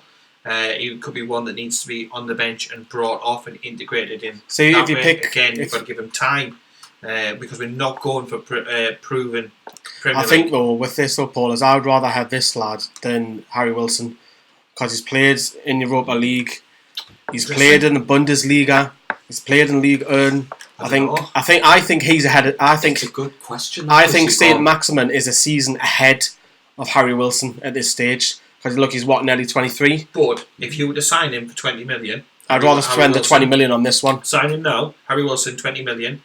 And then because of where he comes from and everything and where he's been, again, using the stepping stone analogy, because that's what we are at the moment. Again, from an Ashley perspective, would you get more? Who would you get more for? British player, you would. So he's Welsh, isn't he? The French league was hard to judge because we're both Florian Thauvin from this league. Remy Cabella. And expected far too much too soon. Didn't give him the chance to bed in. And the Thauvin, Steve McLaren didn't know how to handle him. Steve McLaren didn't know how to tie his shoelaces. He didn't even know how to handle his hairline, man. Exactly, but it's a difficult one because another name Rob will probably mention is Jared Bowen from Hull. He's a decent player, but the way you've got to look at lads, we're not going to sign all 3 of them. If it's one of them, the high possibility is we're signing one. The argument should be so you're running with the 11th one on the list. The 11th one, so I might get the call to play against Striker next season. Oh yeah, I think it's a good thing though, just to create a list, a long list, if you like, of possibilities. Well, I know it's not long, but it's good to create an optimistic list of possibilities and see which ones. Yeah, we can go for him. We can go for him. We can miss him off. Jared Bowen. Let's take a look at him. So he's had an excellent season with Hull City in the Championship. 22 goals from 46 appearances. Phenomenal for a winger. Yeah, that's phenomenal. Again, similar to Harry Wilson, that's another player who's destined for that next step up, isn't he? Yeah, I'd agree. I mean, I think they're safer options than St. Maximin, both Championship players, but they're all risks. I think this one though, Kyle. I think this one, Kyle, will be cheaper. I think every signing is a big gamble when you're about to play them in the first team. There's always a big risk associated with it, but you need to take risks in this sort of game. I think you will get for Bowen. I think this will be a little bit of a cheaper fee for this one. Don't say that. I think it is. Through the door. I think you could probably haggle a better fee for this lad. Homegrown player would add to the price. Yes, they would, but he wants that move, didn't he? That's what he's. Well, that's what the media say. That because no other media outlet have said that the other players want this move. He's said that. Well, allegedly from the media. And 46 games proves that he's not injury prone. So it's again with the same. Is he now ready? Because if he's scoring 22 goals, that's 1 and 2. Some strikers will be over the moon with that. That's 1 and 2 record for a right winger. That's phenomenal for the Championship. I don't care what league you're in, that is mint. Yeah, it's certainly a real goal getter, and quite a lot in the past. In recent weeks, a lot of our commenters have suggested at really wanting a new left back, and we touched upon Ligue 1 earlier as well. Stanley Unsoki. Or been linked with this one. Or he's became the new Baz Dost, hasn't he? Or Stanley Unsoki. Does he come in pairs? Danny Welbeck. Danny Welbeck, Andy Carroll. The list goes on. But Stanley Unsoki, 20-year-old from PSG, made 15 appearances last season. So that shows that PSG is sort of trying to ease him in. He's up the level to of the first rotated team. player, hasn't he? Yeah, he's certainly looking to climb the ladder, if you like. And at that level as well, he must have something about him. I'm not an avid follower of Ligue 1, but for him to have that many games last season at that level, he's climbing the ladder. Perhaps a club like Newcastle would be the next step up. Well, the rumour is that, according to French media, so take it with a pinch of salt, people, that a deal's been agreed or something like that, but you take it with a pinch of salt. Until he's holding up a Newcastle shirt, I'm afraid I'm not going to believe the French press. But what he brings as a left back, he's quick, he's direct. I think he'd be more suitable to a wing back role than a left back role. And then where do you put Richie? Is he the backup? He probably is, and it's hard because Richie's again, it's more options though. It's what you want. Yeah, of course, more options. He's a decent player. Is he worth the 12 million? I mean, that's now 12 million though. 12 million in today's market is nothing. I mean, it's pennies, isn't it? I mean, we've paid 12 million for like the same De Jong and Florian Thauvin in the past, so it's one of them. One of those. Free agents, and now Danny Welbeck. That is a name that has been constantly touted in being linked with us. Injury prone, so too is Andy Carroll, another free agent who has been heavily linked with us. What are your thoughts, guys? Because, I mean, despite signing Joelinton, Saint-Maximin might be coming through the door before the window closes. I guess extra firepower up front would never go amiss, but at the same time, you've got players who will probably demand quite a high wage, certainly Premier League style wages, and yet they have some sort of addiction to the treatment table. They are gambles, of course, but are they too much of a gamble, Paul? I think they are. The thing is, it's not as if we've got an absolute abundance, and I don't want Sorensen's development. His agent's already been coming out talking about that if Newcastle sign maybe 2 strikers, they'll look for a loan for him. He won't be hanging about. And I think he's got a huge future ahead of him. I want him involved in the first team this season, and certainly starting maybe in the cups, a few games on the bench, coming off. He's not going to get that with these two being linked and got one of them potentially coming in. I mean, to me, obviously Welbeck, he had a really, really bad injury. 14 games last season, and then he called you, Kyle. But if you think about how many games Arsenal played because they got so far in the Europa League and the FA Cup, that's probably pushing 60 games. He looked really good in their system, but it's no good if he looks good and then he can only contribute to 30%. If Arsenal had full faith that he was going to be fit, he would have been given a new deal. Let's be honest, because Welbeck is a top player, and if you can guarantee he's fully fit, then you buy him. He's a 1 and 3, which is better than a 1 and 4, which is Joelinton. But the question is with these two, especially Welbeck and Carroll, they struggle to get over 15 games a season. We're looking as well. I mean, to me, Welbeck is like a second striker for me. And he can play him out left. He can play on the left. I want somebody up top. Who's going to hold the line in a Rondon-esque way. You know yourself. It's probably going to be Andy Carroll because it's right in the Steve Bruce. It'll be all that Geordie connection. That you can see the club will play that card straight away. And I suppose if you could get him in with a sort of we'll pay you as you play deal. Will Carroll go for that potentially? I mean, he's not. He's always said he'd come back up here. Yeah. Carroll would, if what for him, Carroll will be a Newcastle player. If I asked everybody in the room, Robbie, you can say that to your out. How many goals did Andy Carroll score last season? Did he even play last season? Yeah. One. No, Kyle? I guess. I'll say none. Scored 1 goal last season. And that was in the FA Cup. And that was in the game. We're talking about paying 8 million for Charlie Austin. He scored the same amount. So yeah, so if you are playing Carroll, you kind of risk more than pay as you play, surely. 14 games. As a replacement for Jocelyn, though, sign him up. Like Charlie could probably do a better job. I'll take that back. Yeah, I rescind that yeah. comment because he probably needs his wife to tie his shoelaces on the morning. But then moving on, we've talked about players who we might be seeing through the door, players who we might like to see through the door. But then we need to talk about players who we would like to see out of the door. Players who need to leave. And yes, we may have a paper-thick squad, but at the same time, there are players who, I mean this in the nicest possible way, are holding us back from... You've outstayed your welcome. See you later. Pretty much. Arrivederci. They got a list there, Rob. So we've got players like Jacob Murphy. 2 years ago, we paid £12 million for him, and I think now's the time for the club to hold their hands up and say, yeah, that's a bit of a rip-off. It was he's done nothing of note. Where's the receipt? Yeah. I think Championship player at the very best. I can't. I can give you a big list. You want a big list? You got Darlow needs to go. Elliott. Yeah. Lazar. Yeah. Probably Kieran Clark to some extent. He's not going to play much. I know he's not playing much. Mankio, one of those two out of him or Yedlin's got to go. I think Jack Colback. we need to replace. Jack Colback, Henri Salvé needs to go. There's 2. We need to buy right back before we touch Yedlin or Mankio. Yeah, true. But I'm giving the list. And then you're probably talking Henri Salvé has to go as well. Dwight Gill for the money. You can probably get a big chunk for Championship club for him. That'll aid Sorensen's development. And then you're talking Christian Atsu, Rolanda Aarons, and who's the other winger? That's not very good. One of those 2 is going to have to go for me. And then Jacob Murphy, So one of those 3 have got to go out the door. There's loads. You can probably talk 7 or 8 there. They're not good enough for the Premier League. You touched on one there with sick note. Which Gill. one? I mean, 15 to 20 million for him, and then you're on about Bowen at Hull. Do you know what I mean? We are carrying so many players, and like I said earlier on, if they weren't good enough last season, they weren't good enough the season before, there's little chance that they're going to be good enough next season. Players like Woodman, Darlow in particular, I think they're just stealing away. Sterry, he had a good cross in the cup over in Asia. Good cross.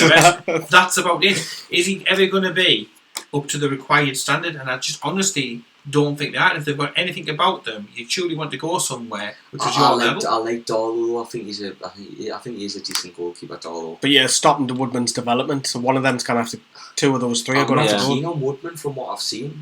He had Room for improvement, though, maybe. He plays well for England, doesn't he? But not for Newcastle.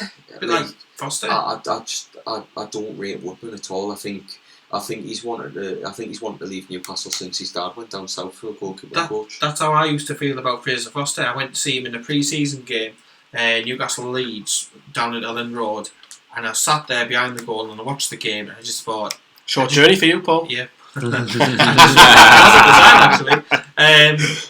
just thought to myself, look, I just want you to go. And then he obviously went to was it Celtic? Yeah, and then he went to Southampton. Well. He did really, really well. And I thought, but obviously now his situation has sort of proved it right a bit.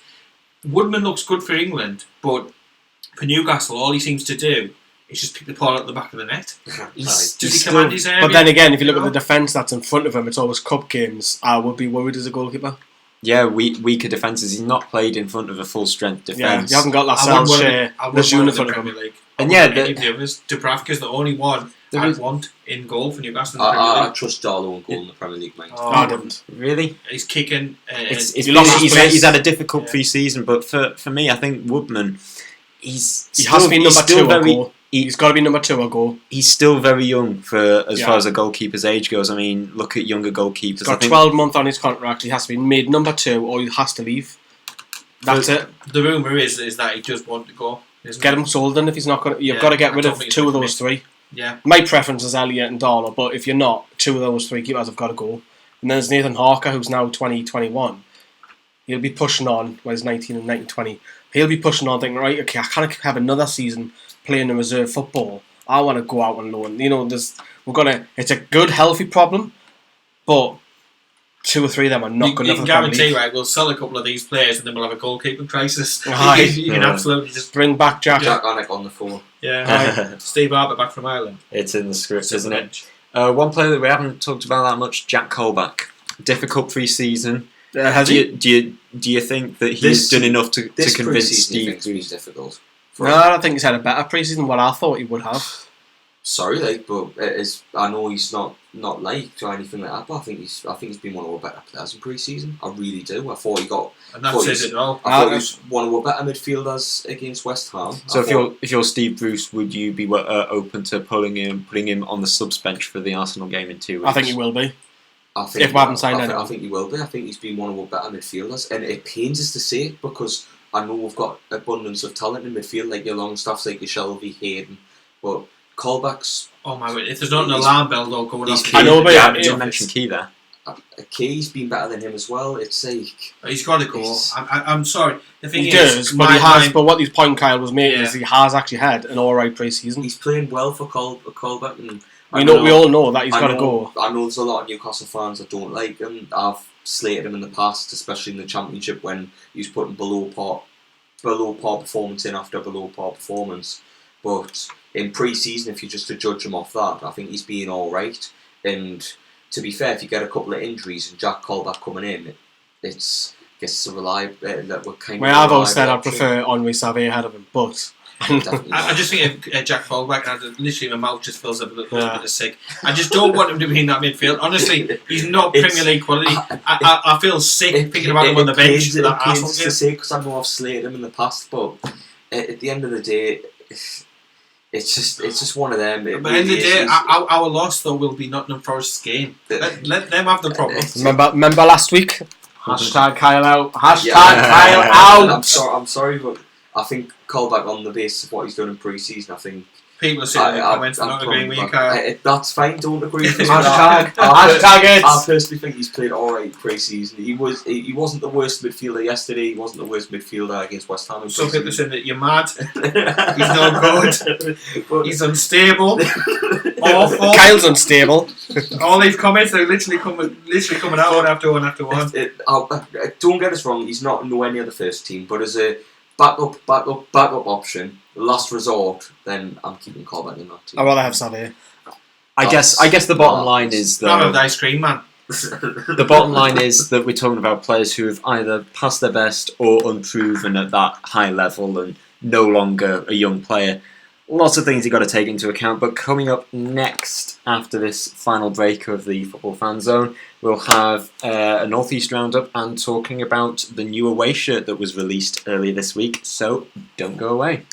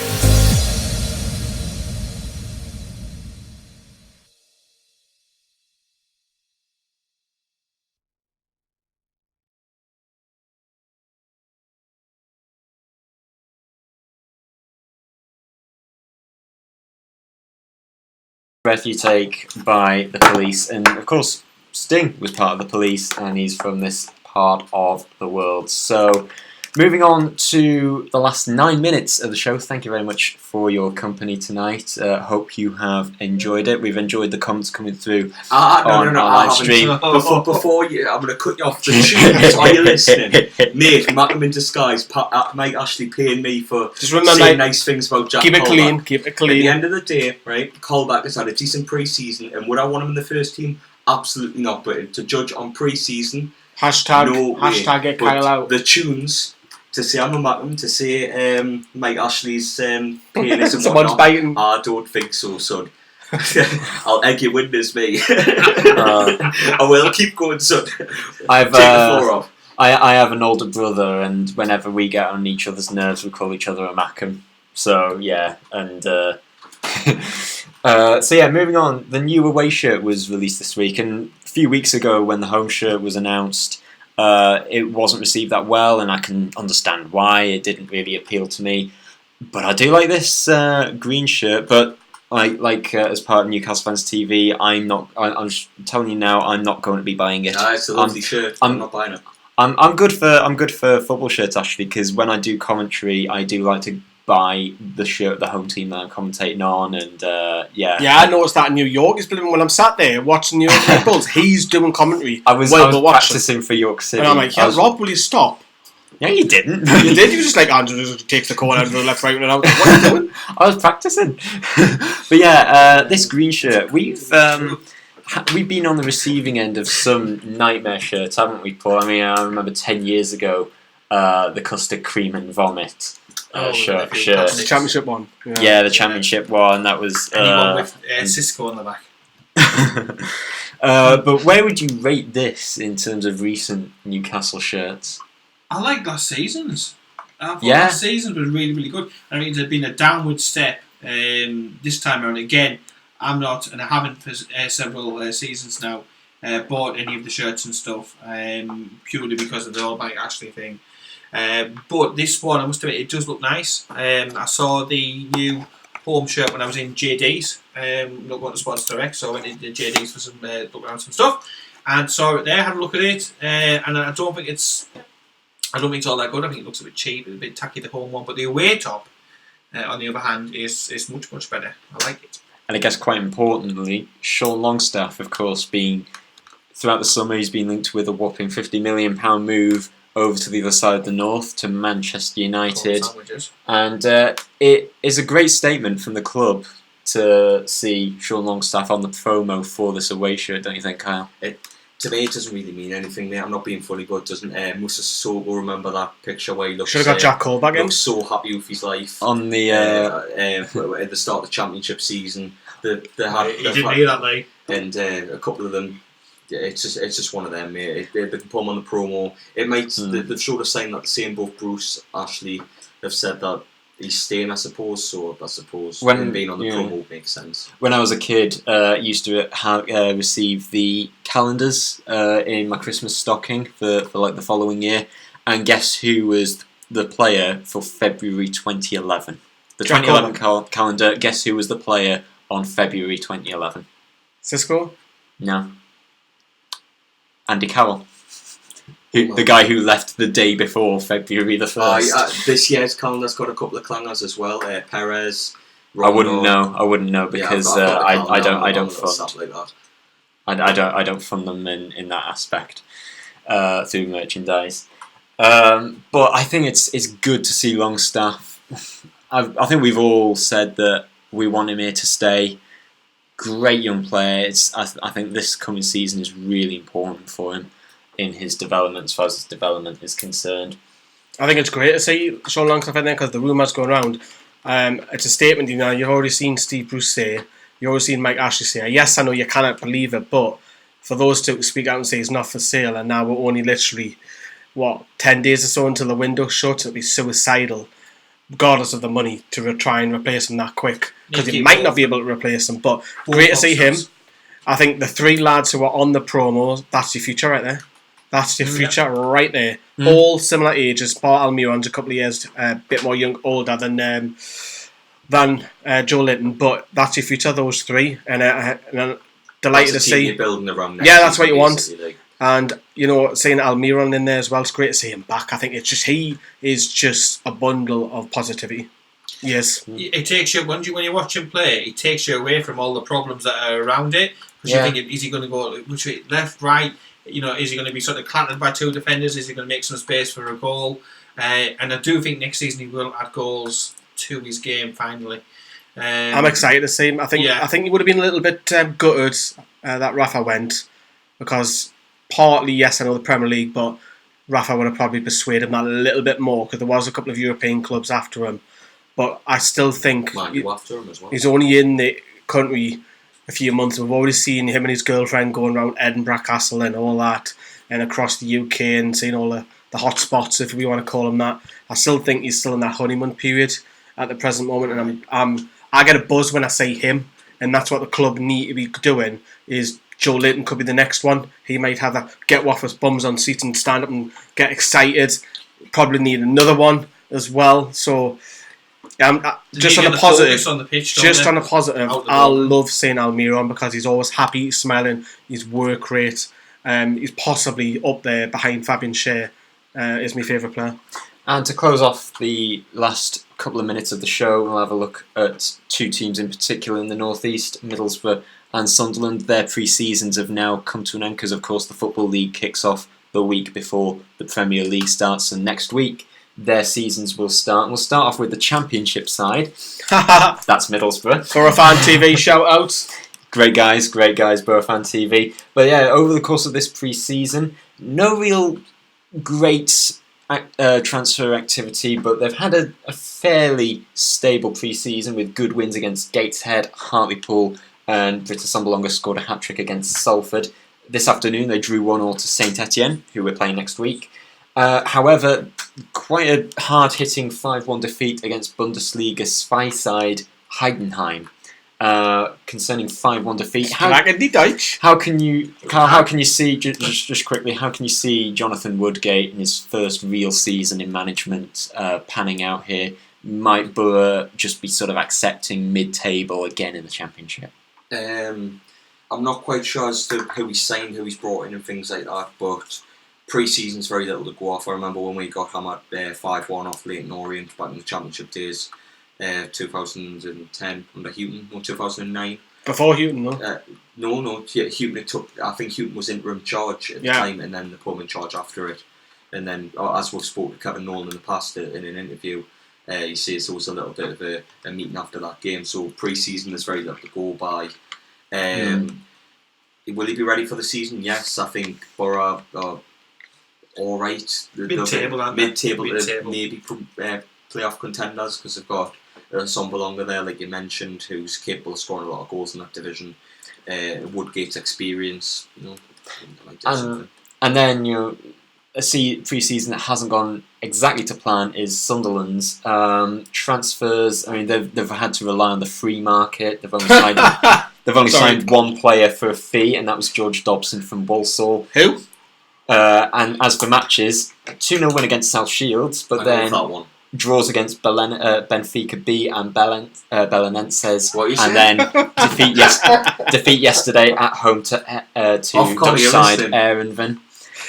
Very concerning for them, I think. But I'm not concerned. I love it. But that is all we have time for this evening. Thank you again for 10 seconds. We're coming up with a name for this show. Can you comment with what you think it should be? And we leave it on that note. Bye for now. Bye.